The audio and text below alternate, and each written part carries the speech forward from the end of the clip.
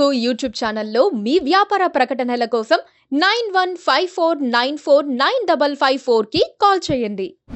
So మరి ఈరోజు morning news Telugu వార్తాపత్రికలు ఏం చెప్తున్నాయి, హెడ్లైన్స్ ఏంటి, అవన్నీ డీటెయిల్స్ కూడా తెలుసుకుందాం. సో ముఖ్యంగా ఈరోజు వార్తాపత్రిక కానీ, ఈనాడు పత్రిక కానీ, సాక్షి, ఆంధ్రభూమి, ఆంధ్రజ్యోతి వీటికి సంబంధించిన హెడ్లైన్స్ అన్నీ కూడా ఒకసారి డీటెయిల్స్గా చూద్దాం. సో ఫస్ట్ అయితే ఈనాడు పేపర్ కనుక చూసుకున్నట్లయితే ఫస్ట్ హెడ్లైన్స్ సమర్థులకే ప్రోత్సాహం అనే హెడ్లైన్స్ వీళ్ళు స్టార్ట్ చేశారు. ఎందుకు సమర్థులకే ప్రోత్సాహం అనే అంశం కనుక మనం మాట్లాడుకున్నట్లయితే ఇక్కడ వాళ్ళు చెప్తున్నది ఏంటంటే, బాగా పనిచేసే జిల్లా కలెక్టర్లకు ప్రోత్సహిస్తూ పని పాలనలో స్థిరత్వం కోసం అవసరమైతే మంత్రి చంద్రబాబు నాయుడు వీటి గురించి స్పష్టమైన ఒక నిర్ణయం తీసుకునే అవకాశం ఉందంటున్నారు. సమర్థంగా పనిచేసిన వారికి గ్యారెంటీ ఇవ్వలేదు అని కూడా ఆయన చెప్తున్నారు. సో మా ప్రభుత్వంలో కక్ష సాధింపు చర్యలు ఉండవు, అలాగని తప్పు చేసిన వారిని వదిలిపెట్టము, ఖచ్చితంగా వాళ్ళ మీద చర్యలు తీసుకుంటాము. ఎవరైతే సమర్థంగా పనిచేస్తారో వాళ్ళకి ఖచ్చితంగా ప్రోత్సాహం ఉంటుంది, ప్రమోషన్స్ ఉంటాయని కూడా వీళ్ళు చెప్తున్నారనమాట. సో ఈ భేటీలో డిప్యూటీ సీఎం పవన్ కళ్యాణ్, నారా చంద్రబాబు నాయుడు, నారా లోకేష్ ఇంకా తదితర అధికారులు, ఉన్నతాధికారులు, ప్రభుత్వ అధికారులు, కొంతమంది మంత్రులు కూడా మినిస్టర్ నారాయణ కూడా వీళ్ళ ఈ కార్యక్రమంలో పాల్గొనడం జరిగింది. సో ఈ కార్యక్రమంలో కలెక్టర్లతో సమావేశం కూడా జరిగింది. దీనికి సంబంధించిన ముఖ్య అంశాలు కూడా ఒకసారి మాట్లాడదాం. చంద్రబాబు అనుభవం నుంచి నేర్చుకుంటా అంటూ పవన్ కళ్యాణ్ గారు అనడం, రాష్ట్రాన్ని వికసిత్ ఆంధ్రప్రదేశ్గా మారుద్దాం, కలెక్టర్ సదస్సులో ఉప ముఖ్యమంత్రి పవన్ కళ్యాణ్ ఈ విషయం గురించి ఆయన ఆ సమావేశంలో మాట్లాడారు. ఇంకా ఉపాధ్యాయులు కొరత వల్ల విద్యా నాణ్యత దెబ్బ తినకూడదని ఎన్ని పోస్టులు ఖాళీగా ఉన్నాయో అన్నిటికీ వాలంటీర్లు తీసుకోండి అన్నట్టు కూడా ఆయన చెప్పడం జరిగింది. ఎక్కడ ఏ ప్రాజెక్టుకు నష్టం వాటిల్లినా, గేట్లు కొట్టుకుపోయినా అక్కడ ఎగ్జిక్యూటివ్ ఇంజనీర్, అసిస్టెంట్లు ఇంజనీర్లు సస్పెండ్ చేస్తామన్నట్టు కూడా చెప్పడం జరిగింది. సో ఇక సాగులో డ్రోన్ల వినియోగంపై దృష్టి పెడతాం, మారుతున్న ప్రజల ఆహార అలవాట్లకు అనుగుణంగా పంటల సరళిలోనూ మార్పు చేసుకోవాలని కూడా చెప్పడం జరిగింది. సో మొత్తానికి సమర్థులకి ప్రోత్సాహం అంటూ హెడ్లైన్తో స్టార్ట్ చేసిన ఈనాడు పేపర్ కొన్ని స్పోర్ట్స్ న్యూస్ కూడా ప్రచురించింది. అదేవిధంగా జగన్ గత ప్రభుత్వంలో చేసినటువంటి కొన్ని తప్పిదాలను కూడా ప్రచురించడం జరిగింది. ఇంకా ఇది సంగతి అనేది పాపులర్ అయిన విషయం మీ అందరికీ తెలిసింది ఈనాడు పేపర్లో. సో ఒక కార్టూన్తో ఉన్న పేపర్, దీంట్లో స్టాక్ మార్కెట్ సూచీల పతనం చూస్తే దాదాపుగా 15 లక్షల కోట్లు ఆవిరైపోయింది. నిన్న మీరు చూసే ఉంటారు, స్టాక్ మార్కెట్లో ఒకేసారి 15 లక్షల కోట్ల డబ్బులు ఒకటే రోజు ఆవిరైపోవడం. సో దాన్ని వీళ్ళు కార్టూన్ చేస్తూ చూపించడం చాలా బాగుందన్నమాట. సో జగన్ గురించి కూడా మాట్లాడితే Z+ భద్రతను పునరుద్ధరించేలా ఆదేశించండి అన్నట్టు జగన్ ఏదో విషయం అంటే దానికి కౌంటర్ ఇస్తూ టీడీపీ ప్రభుత్వం మాట్లాడడం జరిగింది. ఇక ఒలింపిక్స్ భారత్కు పథకం లేకుండా మరో రోజు వెళ్ళింది అనే అంశం మీద కూడా స్పోర్ట్స్ న్యూస్ అయితే ప్రచురించారు. సో ప్యారిస్ ఒలింపిక్స్లో 5 రోజుల వ్యవధిలో భారత్కు 3 పథకాలు రావడంతో అభిమానులు ఎంత ఉత్సాహం. ఈ ఊపులో మరిన్ని పథకాలు ఆశిస్తే బాగుంటుంది కదా. వరుసగా 4 రోజులు రిక్త హాస్తలు మిగిలాయి. సోమవారం త్రుటిలో 2 పథకాలు చేజారాయి. బ్యాడ్మింటన్ లక్ష్య సేన్ కాంస్య పోరులో ఆధిపత్యంలో ఉండి ఓడిపోయాడు. షూటింగ్ స్కిట్ మిక్స్డ్ ఈవెంట్లో మహేశ్వరి ఆనంద్ జోడీ కూడా త్రుటిలో కాంస్యం కోల్పోయింది. పథకం దిశగా అడుగులేస్తున్న రేజర్ల నిషాను గాయం దెబ్బతీసింది. సో ఇవన్నీ కూడా స్పోర్ట్స్కి సంబంధించిన వార్తలు అయితే ఇక్కడ పెట్టడం జరిగింది.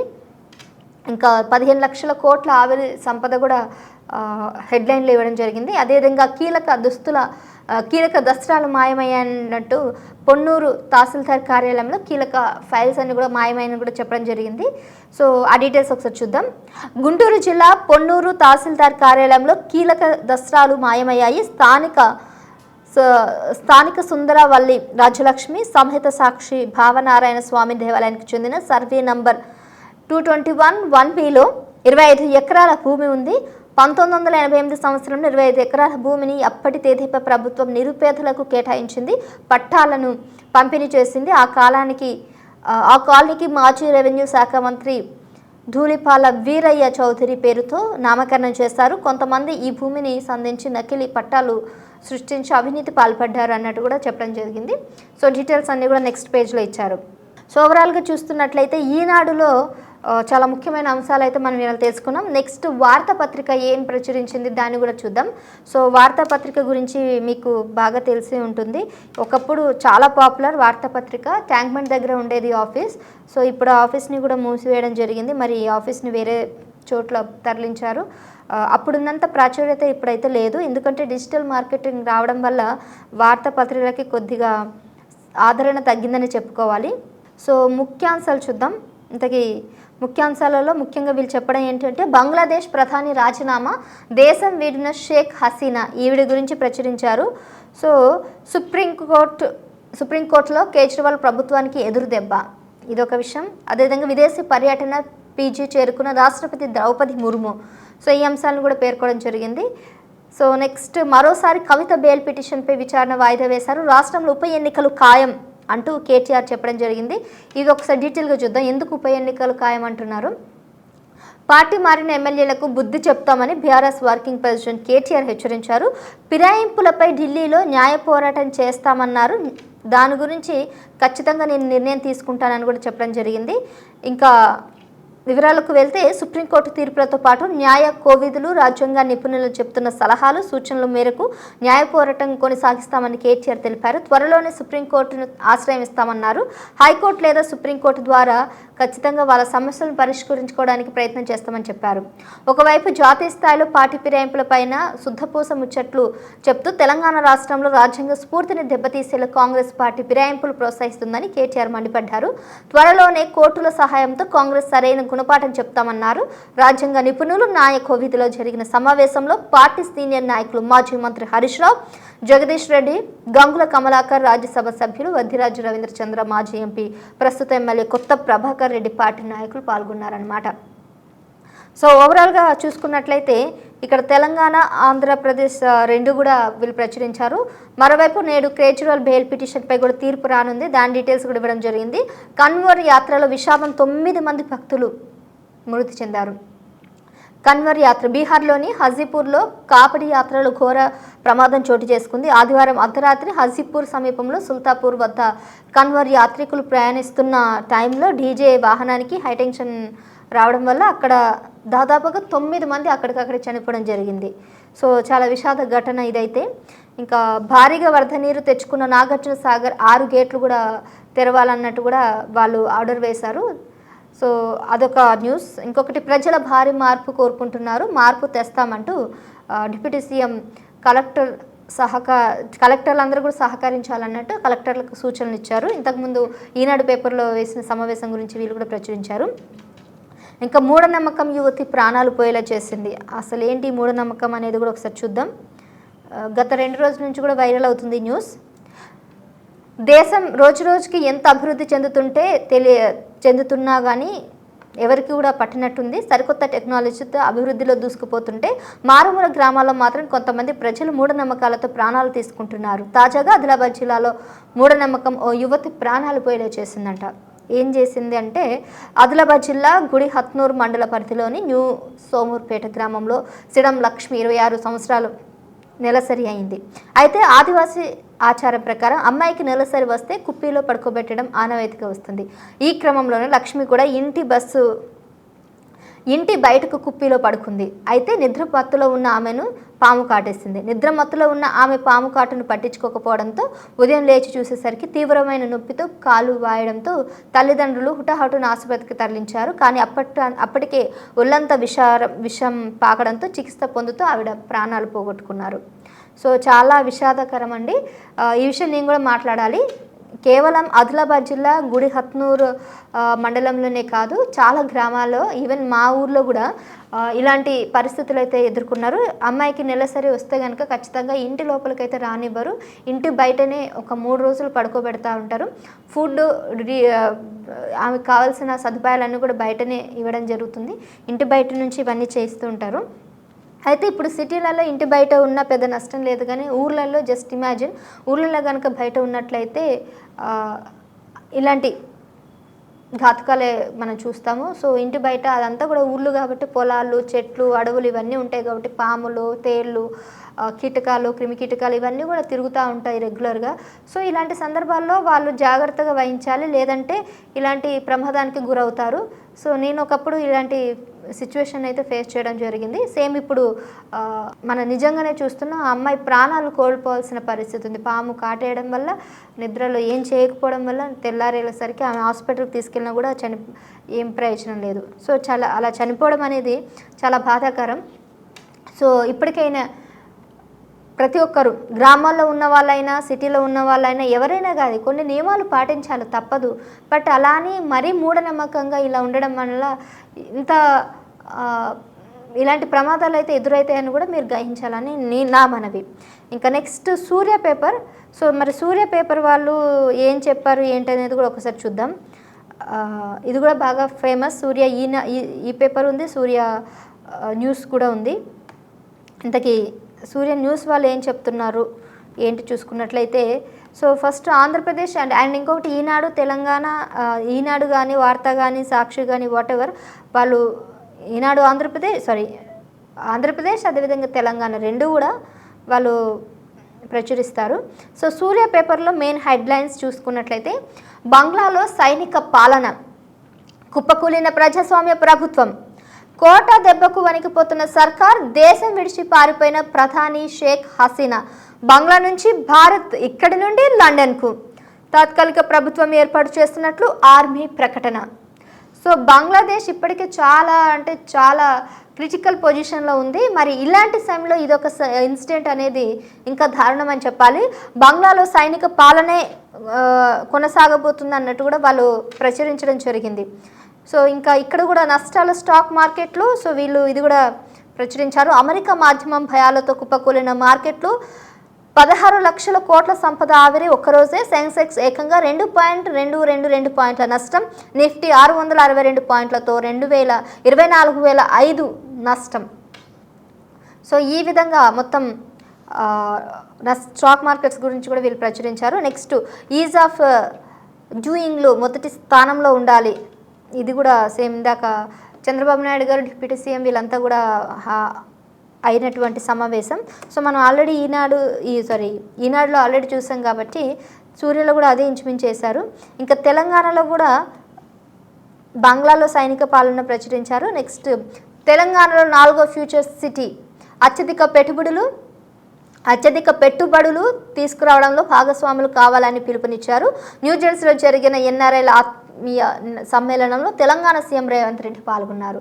సో గత 2 రోజుల నుంచి తెలంగాణ సీఎం రేవంత్ రెడ్డి అమెరికాలో పర్యటిస్తున్న విషయం మనందరికీ తెలిసిందే. అయితే అక్కడ ఈరోజు న్యూయార్క్ సిటీలో స్క్రీన్స్ మీద కూడా ఆయన ఫొటోస్ కూడా ప్రచురించారు.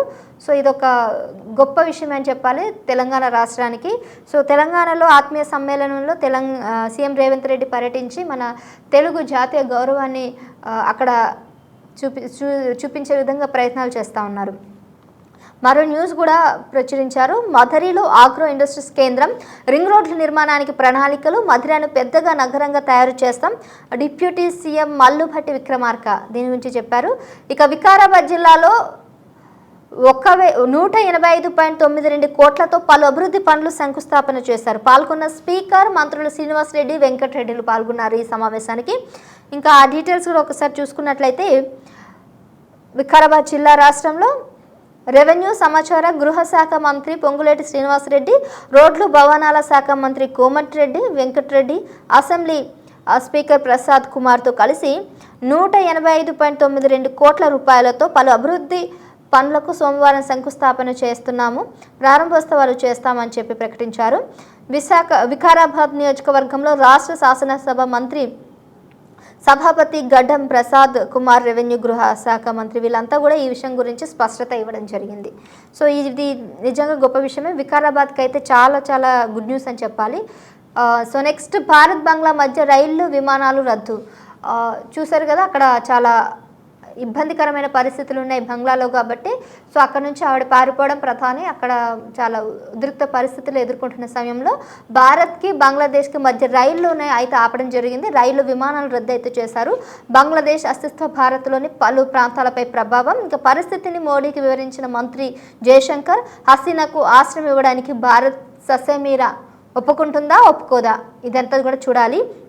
మరి ఆవిడ అక్కడ నుంచి ఎందుకు పారిపోయారు ఏంటి ఆ డీటెయిల్స్ అన్ని కూడా మనం నెక్స్ట్ మన కేటీవీ న్యూస్లో ఎక్స్క్లూజివ్గా నేను డెఫినెట్గా మీకు ఎక్స్ప్లెయిన్ చేస్తాను. సో నెక్స్ట్ న్యూస్ పేపర్ చూసుకుందాం. నమస్తే తెలంగాణలో వీళ్ళు ఏం చెప్తున్నారు ఏంటి ఒకసారి చూద్దాం. సో నమస్తే తెలంగాణలో కూడా బంగ్లాదేశ్ ప్రధాని వెళ్ళిపోవడం దాని గురించి అయితే ఎక్స్ప్లెయిన్ చేశారు. సో అదేవిధంగా హైదరాబాద్కు సంబంధించింది కొన్ని డీటెయిల్స్ చూద్దాం. ట్యూషన్స్కి వెళ్తున్నానని చెప్పి తిరుపతికి వెళ్ళిపోయాడంట ఒక కుర్రాడు. సో మీర్పేట్ బాలుడికి ఆచూకీ లభ్యం అనమాట. అతను ఎవరు ఏంటి అనేది కూడా డీటెయిల్స్ మనం తెలుసుకుందాం.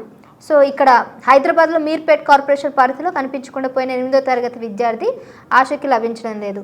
ఇంకా కొన్ని డీటెయిల్స్ కూడా అయితే ఇచ్చారు. నెక్స్ట్ ప్రైవేట్ హాస్టల్లో భద్రత కరువు ఉందని, అసాంఘిక కార్యకలాపాలకు అడ్డంగా మారుతుందని పంజగుట్ట పోలీస్ స్టేషన్ పరిధిలో పలు హాస్టళ్లు పోలీసులు తనిఖీ చేయడం జరిగింది. ఈ ఒక న్యూస్ ఇచ్చారు. జిహెచ్ఎంసీ గురించి దోమల పేరుతో దోపిడీ, ఫాగింగ్ చేయకుండా డీజిల్ సొమ్ము పక్కదారి. సో దోమల పేరుతో మొత్తం కూడా చాలా ప్రభుత్వాలు మీ అందరికీ తెలిసే ఉంటుంది, ప్రభుత్వం మొత్తం కూడా.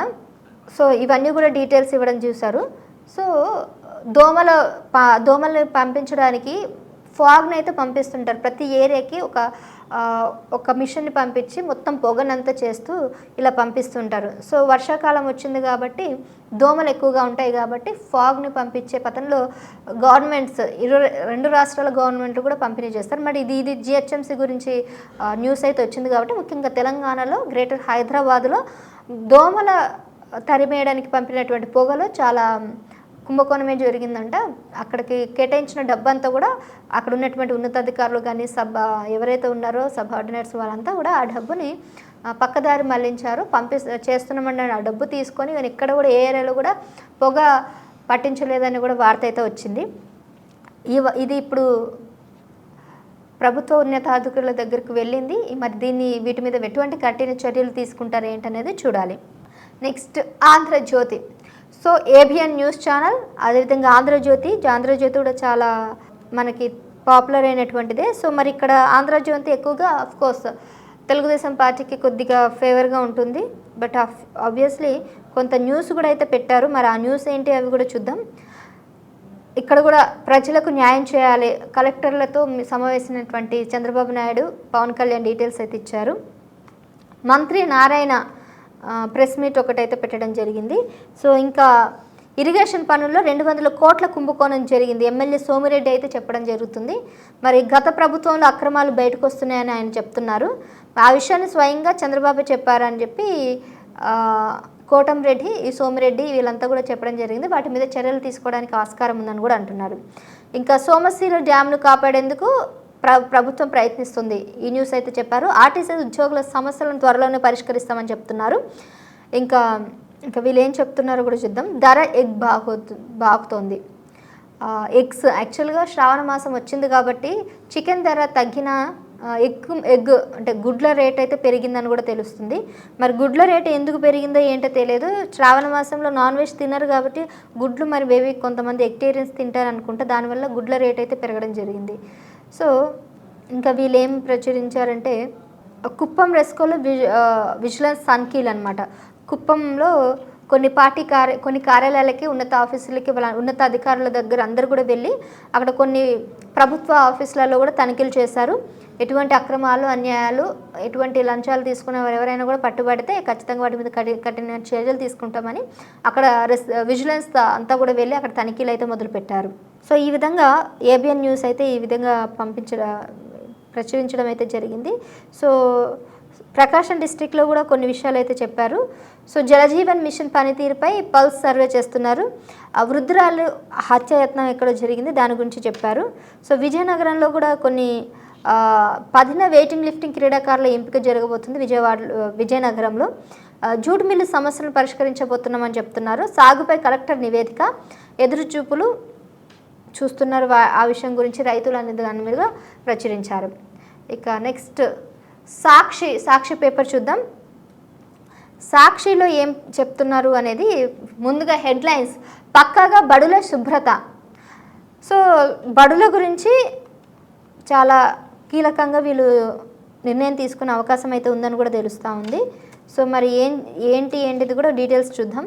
ప్రభుత్వ పాఠశాలలో పారిశుద్ధ్యం మెరుగుపడుతుంది. బడుల శుభ్రత బాధ్యతలను రాష్ట్ర ప్రభుత్వం అమ్మ ఆదర్శ పాఠశాల కమిటీలకు అప్పగించింది. అలాగే ఆయా పాఠశాల విద్యార్థుల సంఖ్యకు అనుగుణంగా నిధులు విడుదల చేసింది. ఈ మేరకు రాష్ట్ర ప్రభుత్వం రాష్ట్ర విద్యాశాఖ కార్యదర్శి ఉత్తర్వులు జారీ చేశారు.